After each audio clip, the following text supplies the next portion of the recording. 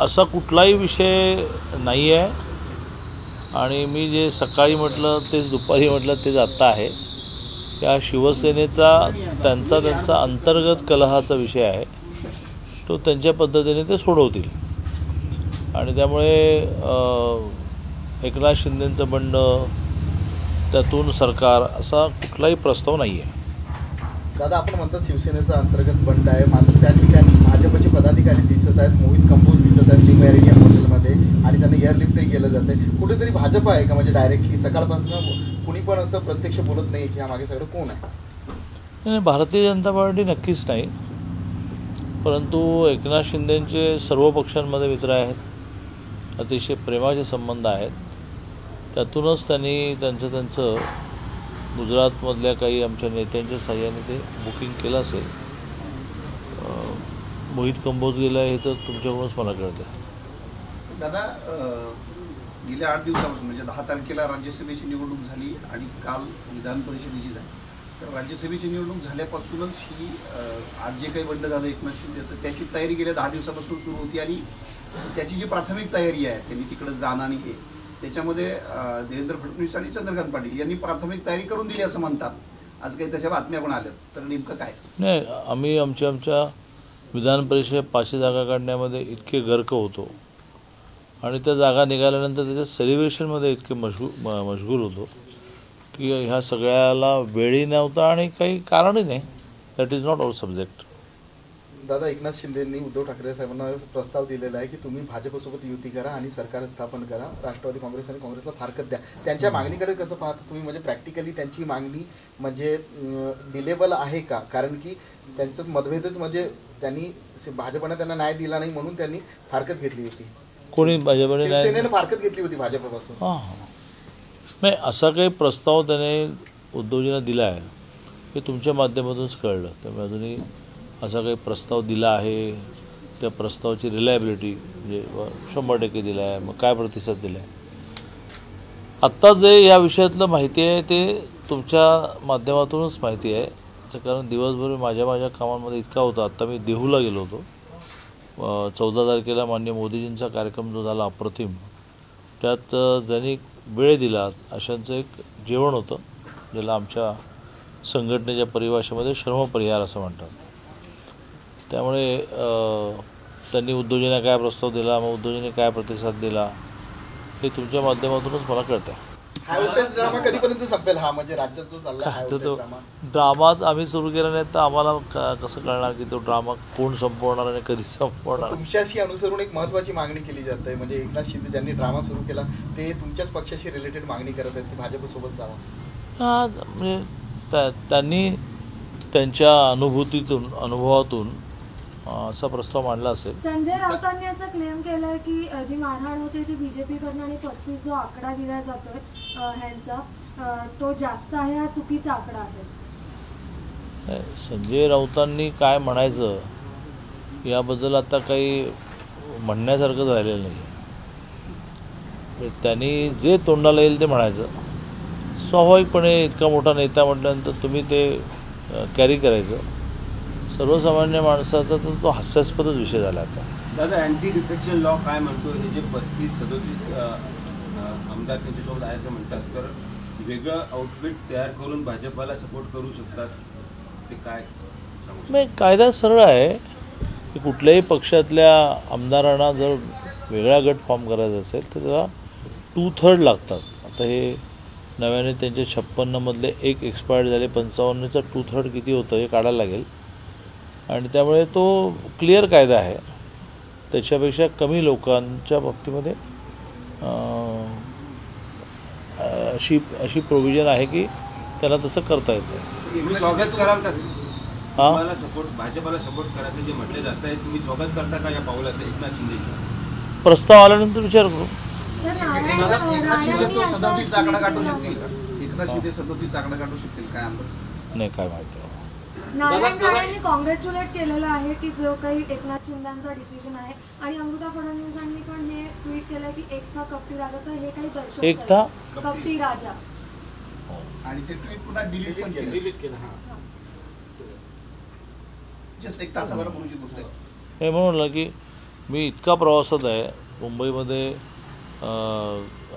आमच्या या सगळ्या 2 मोठ्या निवडणुकांमध्ये ज्याला पडद्यामागचे जे कलाकार आहेत, म्हणजे ऑफिसमध्ये काम करणारे कर्मचारी, त्यांचा खूप मोठा सन्मानाचा कार्यक्रम होता, मग देहूला कार्यक्रम होता. त्यामुळे आता हे ट्विट केलं हे मलाच त्याचं इंडिकेशन कोणाकडे असेल म्हणजे ट्विटचं त्या दादा म्हणलं जातंय की खरं तर एकनाथ शिंदे जे आहेत ते पहिल्यापासूनच बीजेपी बरोबरच जाणार होते. त्यांची जी नाराजी आहे ती याच्यामुळेच आहे की, आणि आता त्यांचं असं म्हणणं आहे की बीजेपीलाच बरोबर घ्या. याच्या आधी जेव्हा सरकार बनलं नव्हतं तेव्हा देखील काही बोलणं झालं होतं. एकनाथ शिंदेंची सरकार असताना खूपच एक इफिशियंट मंत्री, एक कोऑपरेटिव्ह मंत्री, एक संवाद साधणारा मंत्री अशीच प्रतिमा होती. आणि त्यामुळे सगळ्यांशी खूप चांगलं, पहिलं तर मला अगदी बरोबर काम करायला मिळालं. याचं कारण PWD डिपार्टमेंट मिळालं होतं आणि त्या PWDचाच एक भाग MSRDC त्यांच्याकडे गेलं. PWD MSRDC रोजच्या कोऑर्डिनेशनमध्ये आमचे खूप संबंध होते. मग मराठा आरक्षणासाठी आम्ही जी समिती केली तर मी अध्यक्ष होतो, एकनाथ शिंदे सदस्य होते आणि अतिशय हिरिरीने नवीन नवीन कल्पना मांडायची. तर हाच त्यांच्याबद्दलचा आमचा अनुभव आहे. दादा ये हिंदी में चाहिए. हाँ, जो आज हो रहा है उससे आप खुश हो या नाराज? आज जो हो रहा है उससे मैं अनभिज्ञ हूँ. मुझे कोई जानकारी नहीं.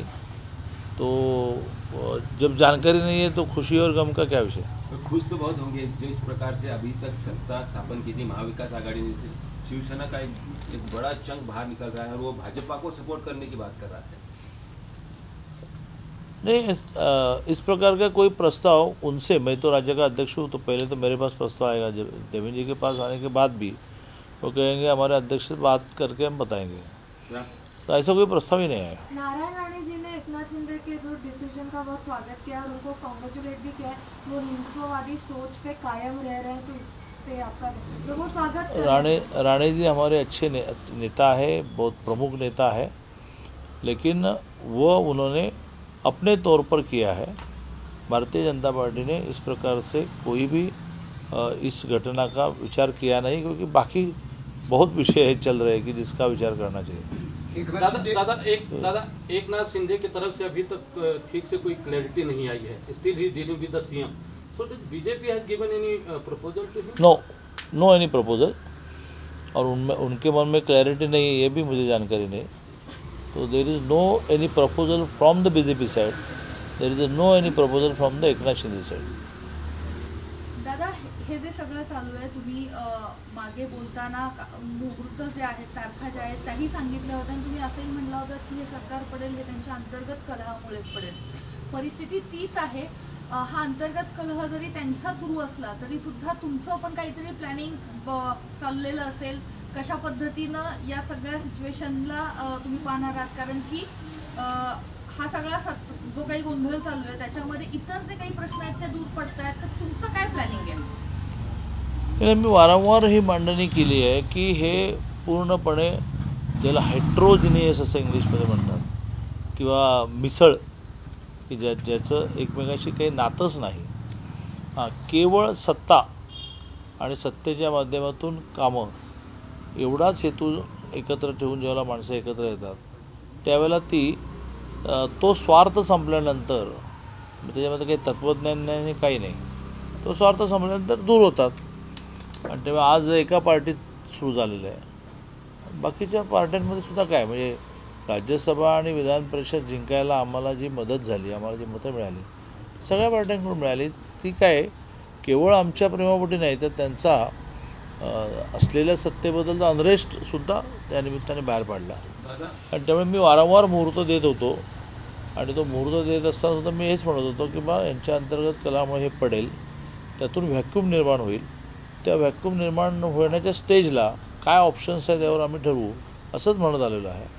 आणि मग मी नेहमी ग्रामीण भाषेत बोलतो, त्यामुळे म्हणत होतो की बा वारंवार मी म्हटल्याने काय फरक पडतो, काशीसे जावे नित्य बदावे. त्याप्रमाणे हे सरकार पडेल, व्हॅक्यूम क्रिएट होईल आणि त्या व्हॅक्यूममध्ये असणाऱ्या प्रस्तावांवर पर्यायांवर आम्ही विचार करू असं मी वारंवार म्हणत होतो. ते आत्ताही म्हणेन की यांच्या अंतर्गत विरोधामुळे, यांच्या अंतर्गत कलहामुळे हे पडेल त्याला काय करायचं बघू. नाही, पण त्याची भाजपा का कोई रोल काहीतरी नाही त्याचा ऐसा? काहीतरी होमवर्क तुमच्याकडून आता सुरू झाला असेल ना, की कशा पद्धतीने, आम्हाला कारण फार- तुमच्याकडे प्रस्ताव जरी आला नसेल तरी सुद्धा एक तयारी जी आहे की काय सिच्युएशनला करायची. नाही, आम्हाला म्हणजे आमच्यातले विशेषतः देवेंद्रजी इतके मास्टरमॅन आहे. प्रस्ताव आला की तातडीने विचार करू, त्याचं होमवर्क करण्याची काय आवश्यकता नाही. उद्धव जी ठाकरे ने आज जो उनके विधायकों के साथ मीटिंग हुई उसमें उन्होंने कहा है कि जो तकलीफ उन्हें भाजपा के साथ हुई, अगर वापस उनके साथ भी जाने की बात कर रहे हैं इतना चीज़ें तो वही होगा, इसलिए वापस आना चाहिए. नहीं, ठीक है, उनकी ये राय है. सामान्य कार्यकर्ता उनके अलग सोचते हैं कि ऐसी कोई तकलीफ़ हमें हुई नहीं, बहुत अच्छा कारोबार, अच्छे संबंध ये 25 साल से 30 साल से रहे, यही उनके कार्यकर्ताओं की भावना है. तो ये और उन्होंने तो 2.5 साल पहले उनके कार्यकर्ताओं को, एमएलए को समझाया था कि ये टाइम बिंग ये ट्रांजिट फेज़ है और एक बार बीजेपी को इसका एहसास निर्माण करके फिर हम इकट्ठा आएंगे. बीच में कोविड आया. अब लोग पूछ रहे हैं कि भाई आपने 2.5 साल पहले ऐसा कहा था, तो उसका क्या हुआ. दादा, आषाढी एकादशीला पूजा कोण करणार? हाँ, व्हेरी स्मार्ट क्वेश्चन. उत्तर काय? आषाढी एकादशीला त्यावेळेला जे मुख्यमंत्री असतील ते करतील. दादा, आधी राज्यसभा नंतर विधान परिषद, आता काय? हाँ, अभी तुरंत कोई चुनाव नहीं है. राष्ट्रपती पदासाठी पण दादा महापालिकापूर्वी द्रौपदी मुर्मूंचं नाव भारतीय जनता पक्षाच्या वतीनं जाहीर झालंय. अतिशय ब्रिलियंट, आदिवासी समाजाचं उत्तम नेतृत्व, ज्या जबाबदाऱ्या मिळाल्या त्या उत्तम पद्धतीने काम करणाऱ्या आणि सर्वसामान्य बॅकग्राऊंडमधून. भारतीय जनता पार्टीचे वैशिष्ट्य आहे की सर्वसामान्य बॅकग्राऊंडमधून माणसं निवडली जातात की ज्यांना समाजाची फॅक्च्युअल पोझिशन माहिती असते. त्यामुळे त्या अतिशय चांगल्या उमेदवार आहेत. त्या राष्ट्रपती म्हणून या देशाला न्याय देतील. जानकारी ये भी है कि गुजरात से, सूरत से जो विधायक वहाँ पर शिवसेना के हैं, उन्हें एयरलिफ्ट करने की तैयारी और अरेंजमेंट भाजपा ने की है. 10 स्कॉर्पियो भी वहाँ पे अरेंज करके रखी हुई है. मुझे जानकारी नहीं. त्यांना गांधीनगरला घेऊन जाणार आहेत अशी चर्चा आहे. ये सारे विषय आपसे मुझे समझ रहे हैं, तो आज रात देरी तक मेरा काम है, तो आपको कुछ पता चले तो मुझे देना.